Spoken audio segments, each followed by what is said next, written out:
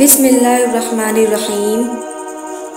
ایک شخص خواجہ نظام الدین اولیاء رحمۃ اللہ علیہ کے پاس آیا اور کہنے لگا، حضرت فلاں بندہ میرا مخالف ہے، وہ مجھے بڑا تنگ کرتا ہے اور ہر وقت میرے خلاف سازشیں کرتا رہتا ہے۔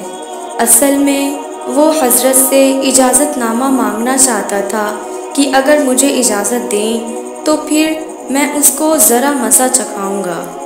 وہ کہنے لگا، حضرت وہ مجھے برا بھلا کہتا رہتا ہے، وہ میرے راستے میں کانٹے بچھاتا رہتا ہے۔ حضرت بھی اس کا انداز بیان سمجھ گئے، کیونکہ اللہ والے بڑے سمجھدار ہوتے ہیں۔ چنانچہ حضرت رحمۃ اللہ علیہ نے اس کو ایک بڑا عجیب جواب دیا۔ اس کو سونے کی روشنائی سے لکھنا چاہیے۔ حضرت نے فرمایا، اے دوست، اگر کوئی تیرے راستے میں کانٹے بچھائے تو اس کے راستے میں کانٹے نہ بچھانا، ورنہ پوری دنیا میں کانٹے ہی کانٹے ہو جائیں گے۔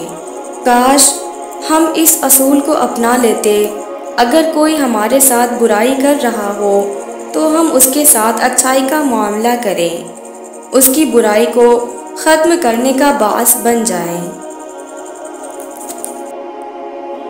ویڈیو کو پورا دیکھنے کے لیے آپ کا شکریہ۔